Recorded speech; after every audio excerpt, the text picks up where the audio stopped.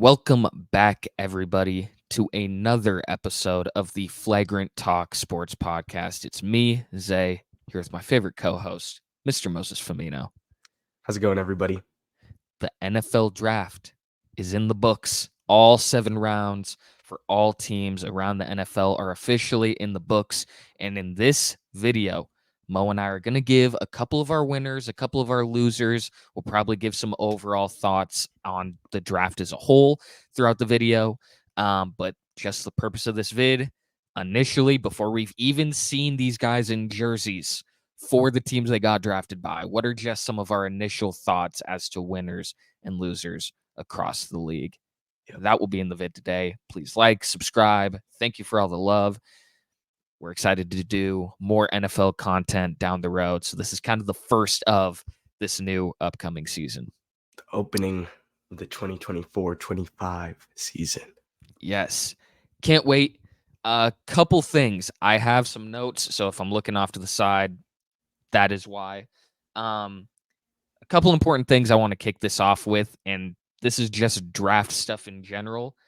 The big one, we don't know yet how any of these players are going to pan out, and we won't know for many years. So if we say something about a player, something about a team's draft, we won't know for any of these teams. So just an important caveat.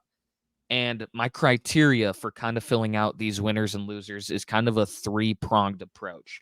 I have one, the player, obviously, just the player as a whole and in their entirety. Next, where they landed. Do I like the system they're in? Is this a good team? Is this a good fit? Do I like, how their potential first years of their career could pan out? And lastly, where were they taken? Were they a reach? Did a team give up a ton of draft capital? Was it great value where a player kind of was supposed to go higher and they fell into a team's lap? That is the criteria that I look for when I kind of search out these winners and losers of the draft. But again, we won't know for years. So this is just projecting. We could be entirely wrong in it as we look back on this video in a couple years. Yeah, man, like you said, no idea. Obviously, all these guys, they got drafted for a reason. The potential is there.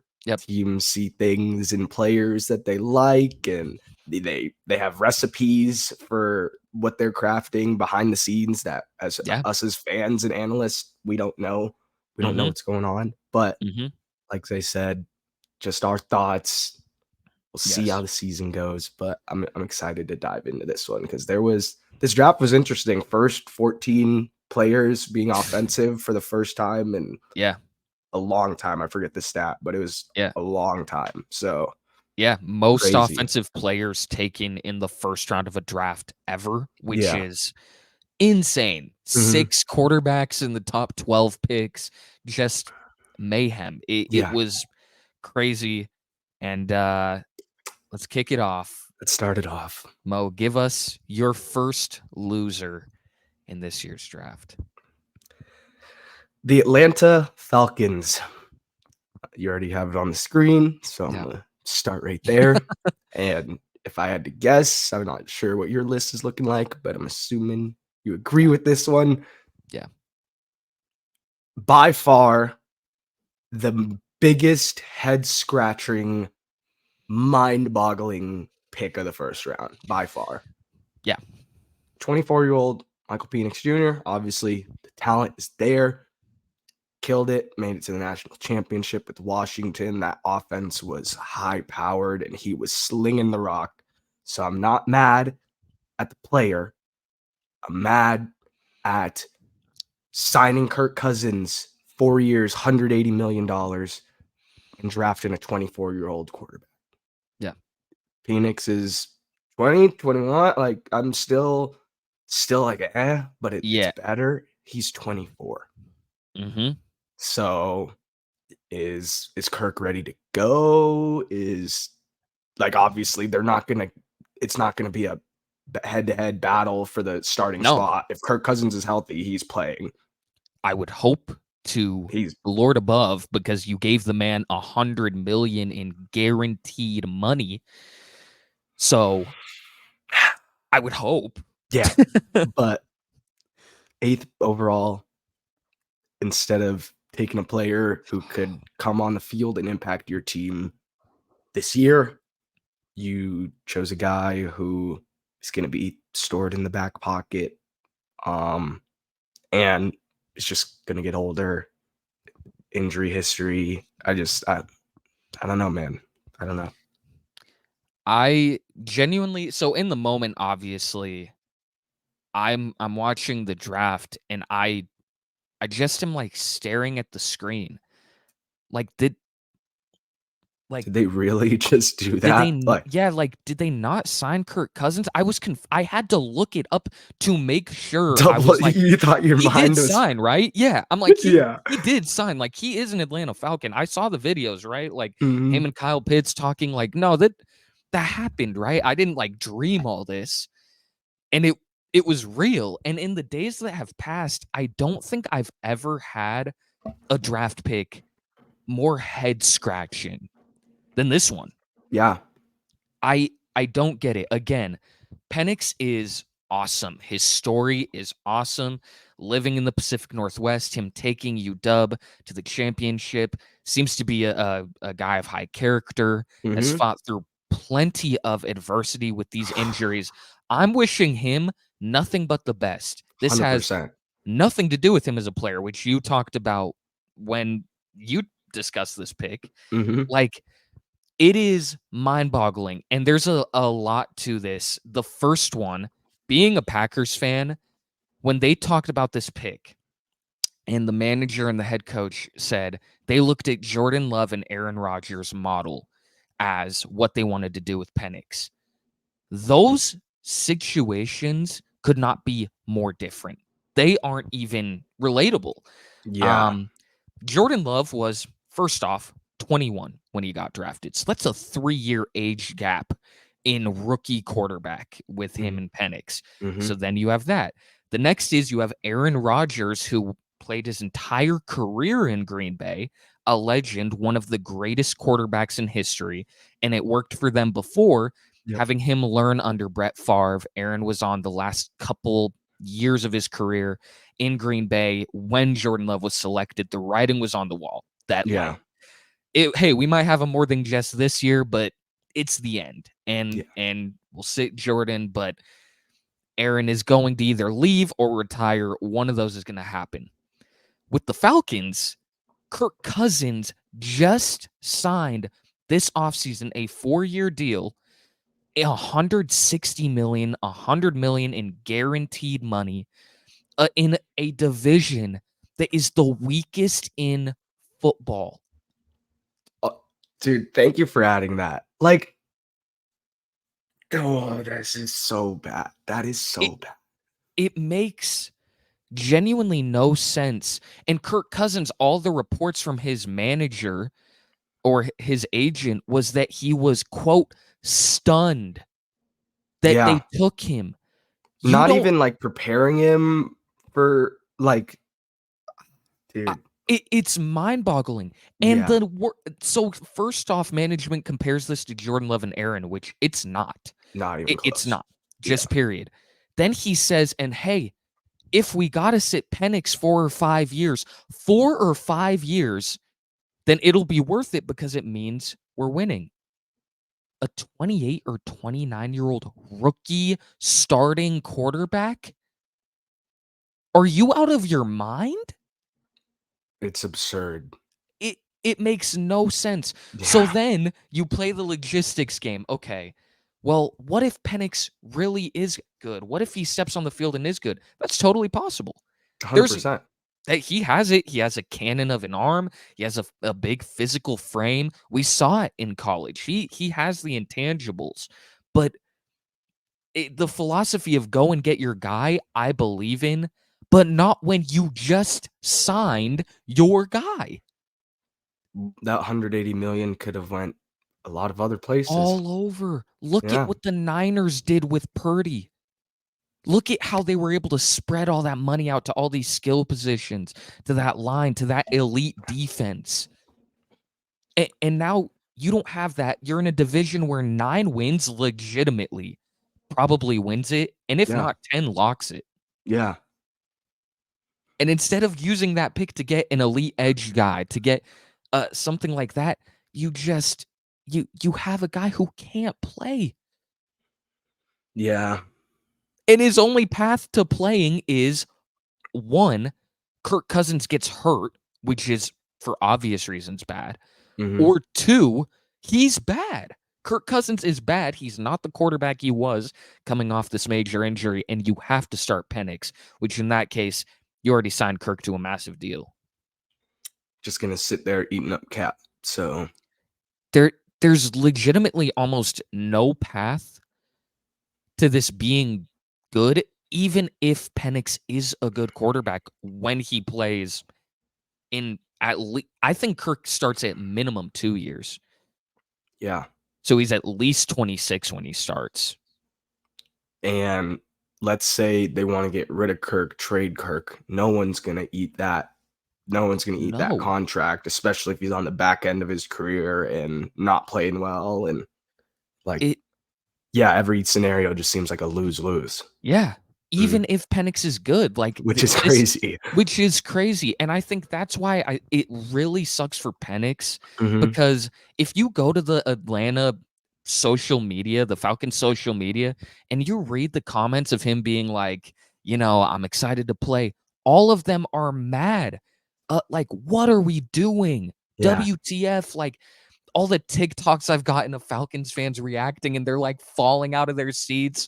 One of them, this dude falls into his couch and starts crying.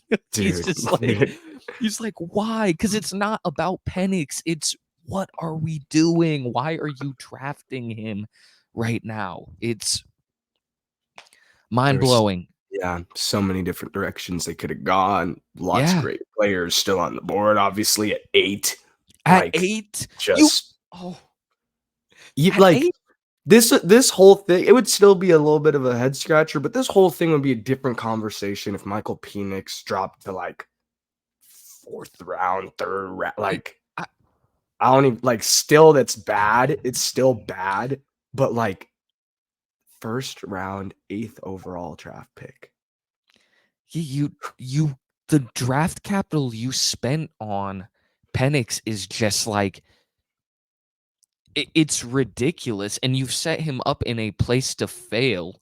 Yeah. And going back to the Jordan Love, Aaron Rodgers thing, Jordan Love was picked in the 20s. Yeah. When he was picked. Michael Penix is the 8th overall pick. It's mind-boggling, and I think it sucks because outside of this pick, I don't mind what the Falcons did. In fact, I kind of like it. The rest of their draft was pretty solid. And I love Trice. I love yes. Yeah, they really nice pickups. There is, and you see them, they should be. When you signed Kirk, it was, okay, this is probably my pick to win the NFC South. They're going to have the 8th overall pick to spend on a game changer. You could have picked Roma Dunze, who was picked right after. I give Kirk another weapon. Have him, London, Pitts, Bijan. My Lord. That's what I thought they were going to do. I thought they were taking Rome. And it would have made sense if you're like, hey, we can go edge later, which they did.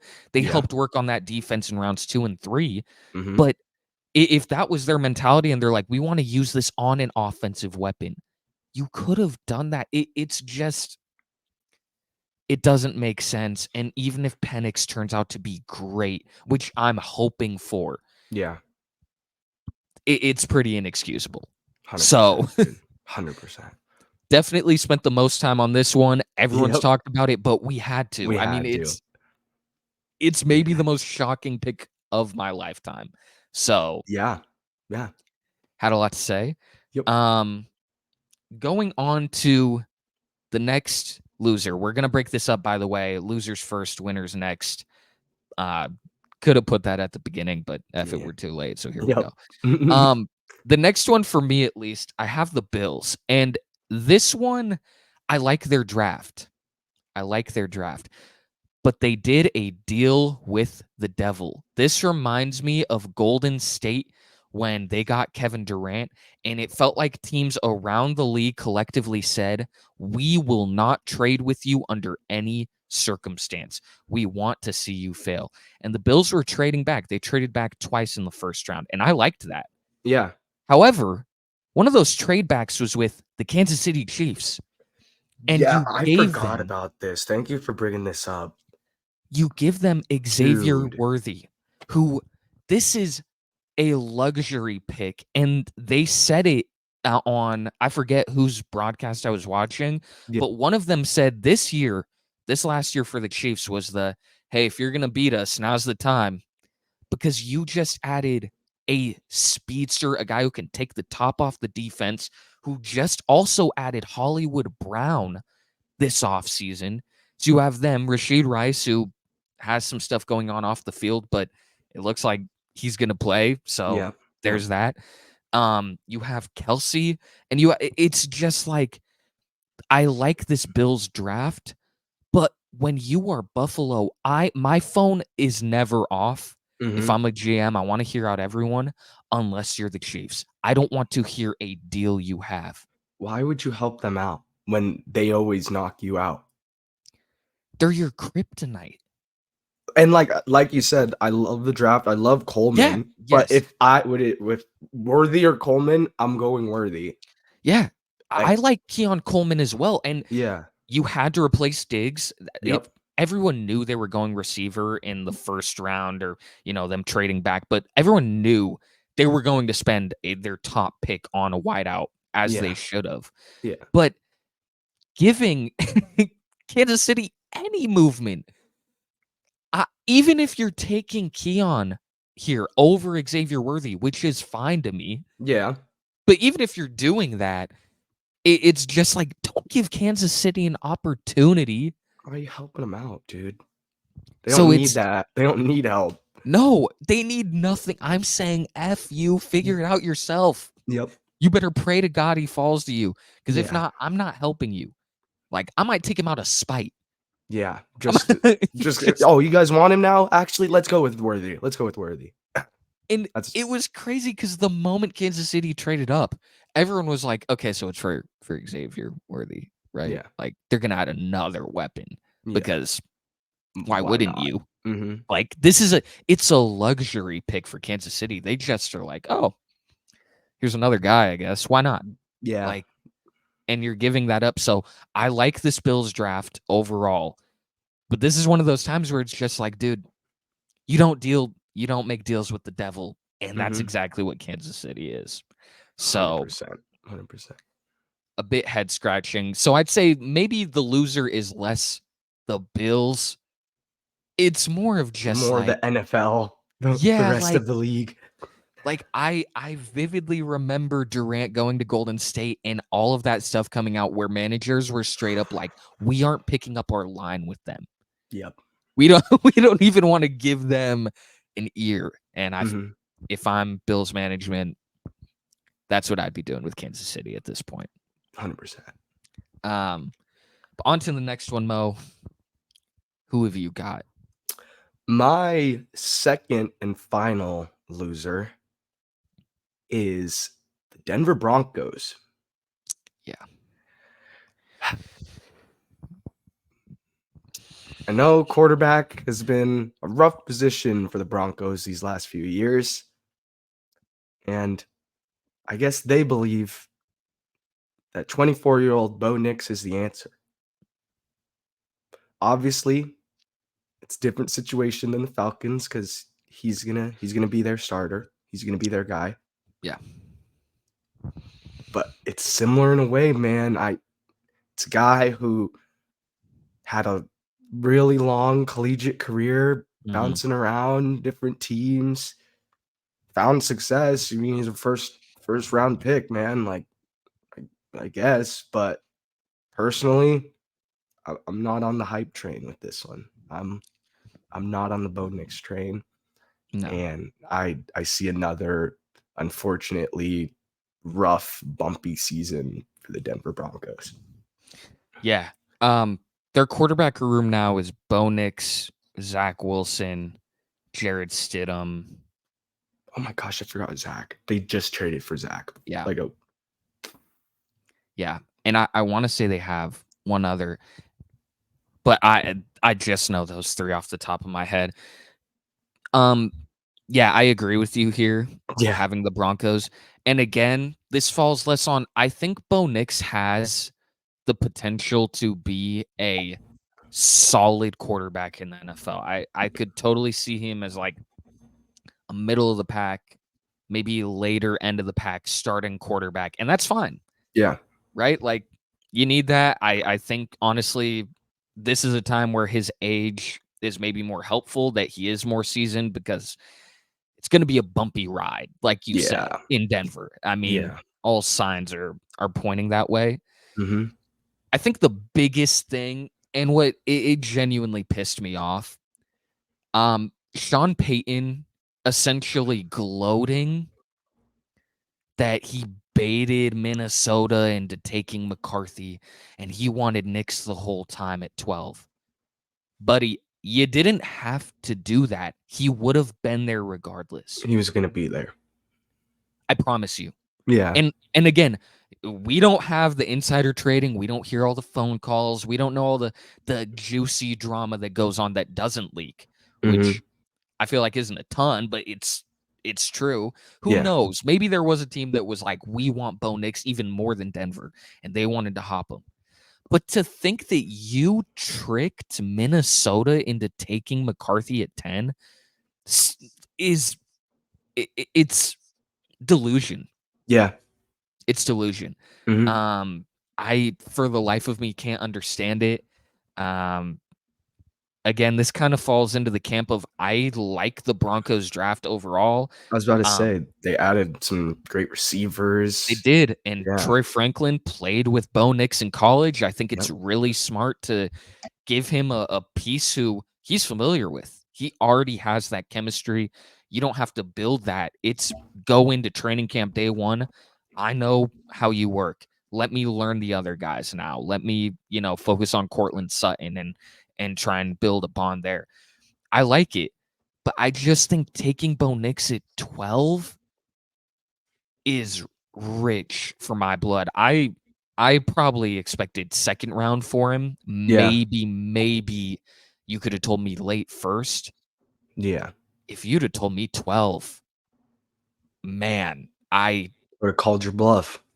I would have, man. It just did not seem possible. Yeah, honestly. And again, this falls under the camp. If you think your guy is there and you say, hey, I'm taking him, cool. But Bo Nix at 12 that's some heavy draft capital. Yeah. Slight reach, yeah. Yeah. So I agree with you there. Those are the last of the losers, at least for me. Same if here. We want to, okay, let's get a little more optimistic. Yeah. And again, I am wishing all of these players nothing but the best. I make that clear all the time to the point of probably annoyance. But it's true. It's true though. Yeah. It's true. I get nothing out of seeing Bo Nix fail. Yeah. That does nothing for me. I want to see him succeed. I want to see Penix succeed. I want to see the Bills get over the hump. But I don't. The last one I don't care about. But that's true, because they did it to themselves. Yeah. They did it to themselves. That's true. But Bo Nix and you're also a Pats fan, so that one makes extra sense. Well, speaking of giving props to rivals, we see me in the Packers jersey. You gotta do it here. The Bears had 5 picks this year, and that was it. And they were living proof that quality can sometimes just outweigh quantity. 100%. Absolutely nailed it. Caleb Williams was a lock to go 1. It was since they traded Justin away, and I still think that was the right move. As much as I like Justin, you get Caleb Williams, who to me has top 5 quarterback upside in the league, top 10 without a doubt. And you give him an elite weapon at number 9 with Roma Dunze, who we touched on earlier. They were taking photos together pre-draft. They were running some routes together. It felt like it was going to happen if Odunze fell to them. And I love it too because the Bears manager was like panicking. He was like, I wanted to trade up for Rome so bad. I was so scared that he wouldn't be there at 9, but the drafting of Penix and things like that kind of fell into their lap, and you end up with Rome. Yeah. You add a tackle to help secure that O-line, keep your quarterback up, which is something he did not have at USC. And then you get the greatest pick of this draft, Torrey Taylor out of Iowa, the punter. People want to talk about they drafted a punter. This is, I'm not joking, maybe the best punter in the last 15 to 20 years. He's got a cannon. Yeah, I knew he was tough last year, but I didn't know it was like that. Like I didn't know he was that highly touted, but I knew he was solid. Like a 4th round pick for a punter. That's crazy. Initially you see that and you're like, bro, what? Yeah. But then you're like, watch the film, seeing him pin guys, seeing nukes, hang time, air time. Yeah. And if you think this is a guy who can play in that department for you for the next 10 to 15 years, yeah, I'm willing to spend a little bit of draft capital to do that. Such an important part of the game, man. It wins teams games. It does. It does. It's because, special teams is talked about and it's the least sexy part of the game. It is a deciding factor as well, though. And 100%. Although I'm being like hyperbolic saying it's the greatest pick ever, I like the pick, man. It's I'm fine with it. Punter. Yeah. As I look at this Bears team as a Packers fan, I'm not gonna lie, I'm happy because I want this to be a rivalry, a fire rivalry, a back and forward. Yes, I want it, man. Teams, yeah. Jordan and Caleb. Dueling, yeah, a young rivalry. I want to see these teams go at it because I think football is better when the Bears are good.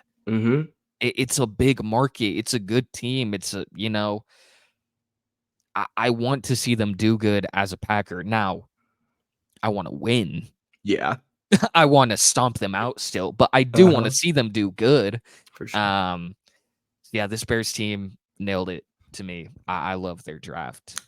Not on my list, but I 100% agree with you. Yeah. Who do you have on jumping over? I'm a glaze my squad a little bit. I had a feeling. Talk about it. Drake May, quarterback of the future. I love the pick, man. I heard all throughout this draft process, I heard every single one of the guys' names except for Caleb Williams, obviously, because he was locked in at 1. But I heard everyone else, Jaden Daniels, JJ McCarthy. It was worrying, man. It was worrying, but I'm glad we got Drake. The upside is crazy. Size, arm talent, Josh Allen, Justin Herbert type. Just big, solid, do-it-all quarterback. And then in the 2nd round, pairing Jalen Polk out of Washington. I love couple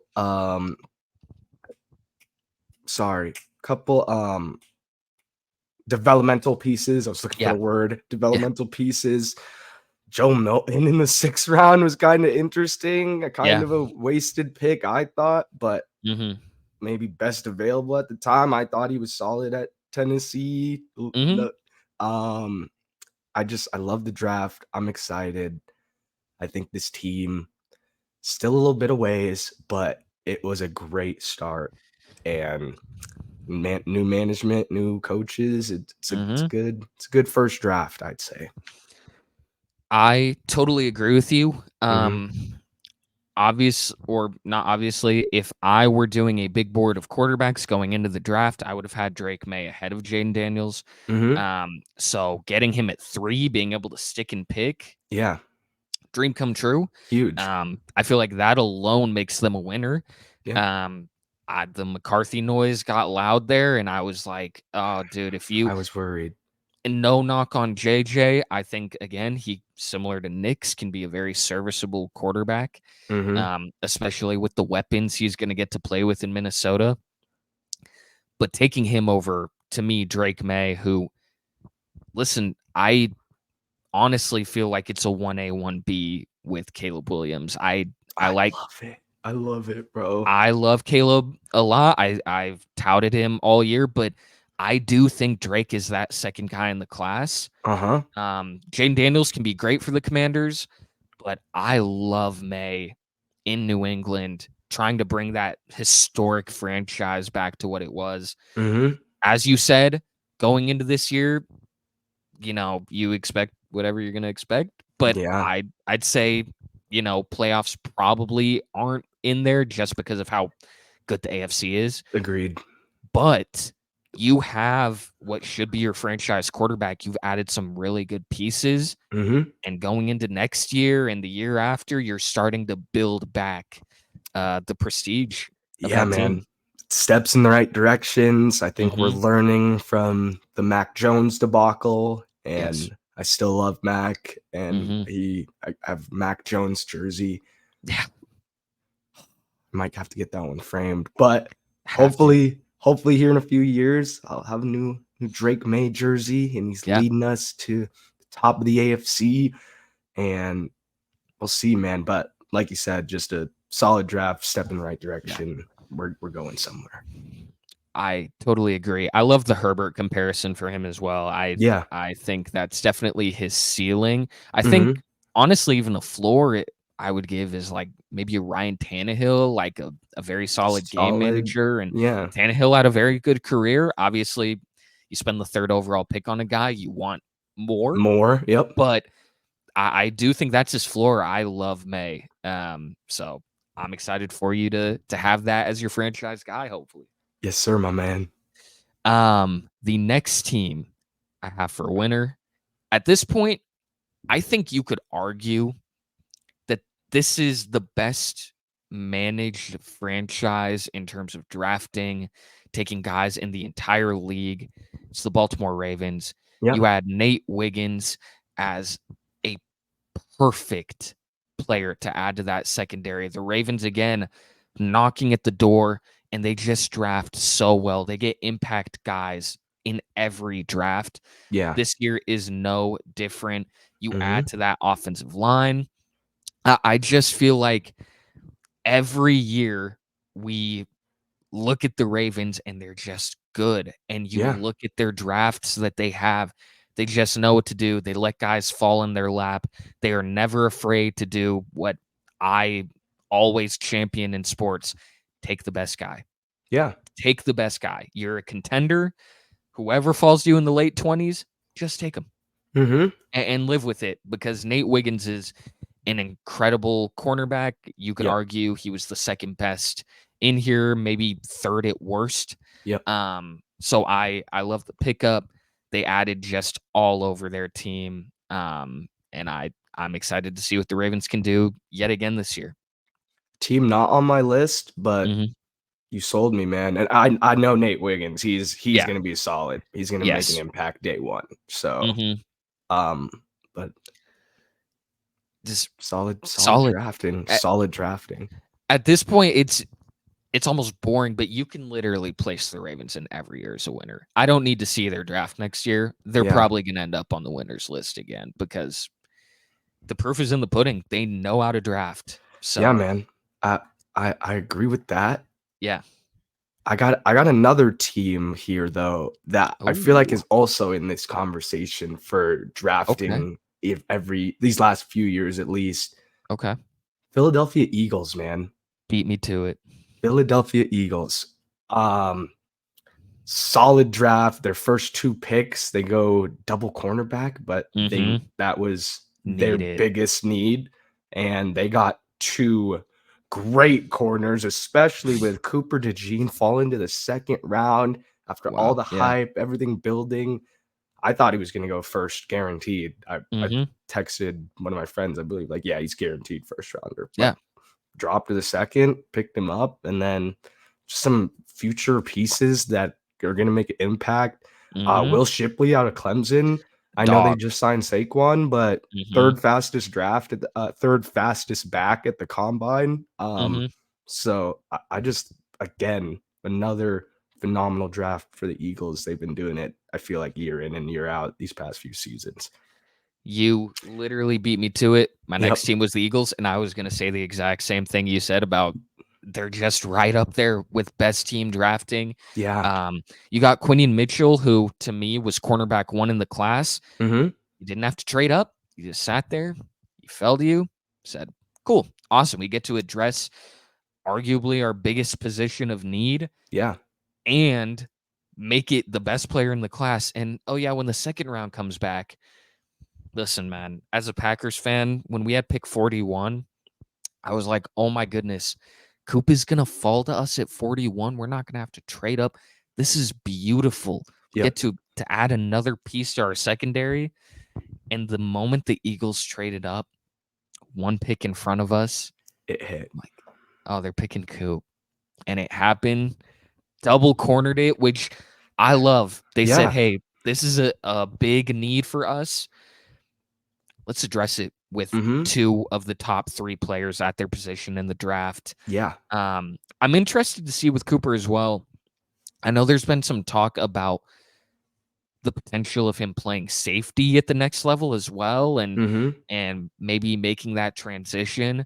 I think either way, having the flexibility of that is huge. Amazing. Yeah, the Eagles just continue to know how to draft. Yeah, man. It's the reason they've jumped up over these past few years from a team that's kind of in the shadows to a team that's in the limelight. So yeah, without a doubt, they are serious.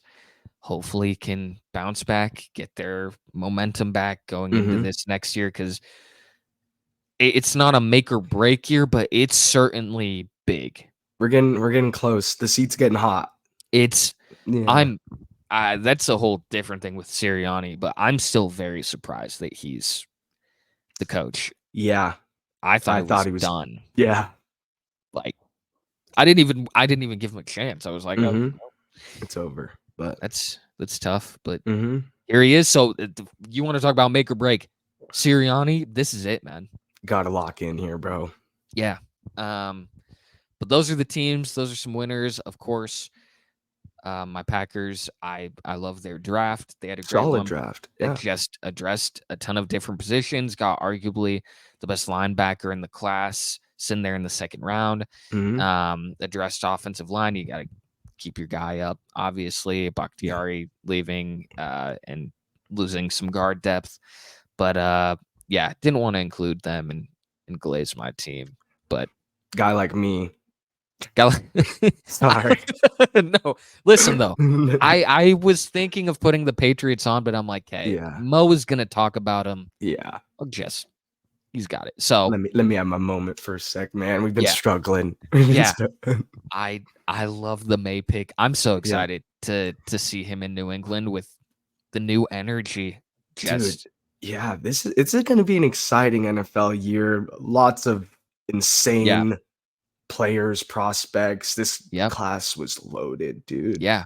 So it was a honorable mention, Indianapolis. Latu is a guy I love, a first defensive player off the board.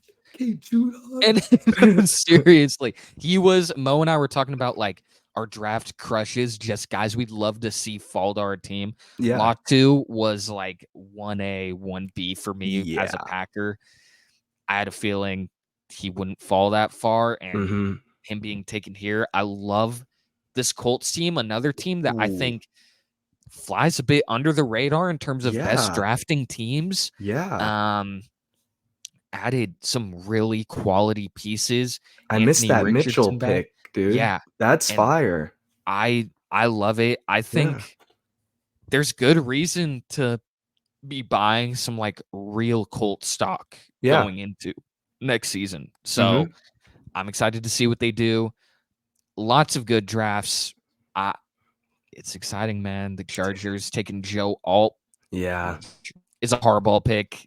Yeah. I mean, he's gonna get his guys on offensive line. He's gonna pound the ball. That's his philosophy. But yeah, it's exciting. Ready to go into this next season. Excited to see what the offseason holds. There's just our early little draft review. Let us know some of your winners, some of your losers, how you feel about your team. Before we sign off, we know what time it is. Song of the pod. Song of the pod. What do you got for us, Mo? Today, for the people, I got a song I hadn't heard in a while until I heard it this weekend. Once Upon a Time Freestyle by I Don't Know featuring Denzel Curry used to be one of my favorite songs when I was a kid. I would listen to this all the time. Yeah. So give that a shout out if you haven't listened. Tune in. Solid song. Great pick. Thank you, sir. I've got a little Nirvana for us today. I got The Man Who Sold the World, the live edition of that song. So good. Killer. I've kind of been on a bit of a Nirvana just binge listen to lately. So that's what's been in my rotation. But yeah, thank you for tuning in. We appreciate y'all. We hope you have a great week watching those hockey playoffs, those NBA playoffs. Celebrating your draft. It's heating up, man. Got some baseball, man. It's a beautiful time of the year. Beautiful time of the year. Great time to love some sports. Yep. Thank you for tuning in, and we will see y'all again real soon. Later, everyone.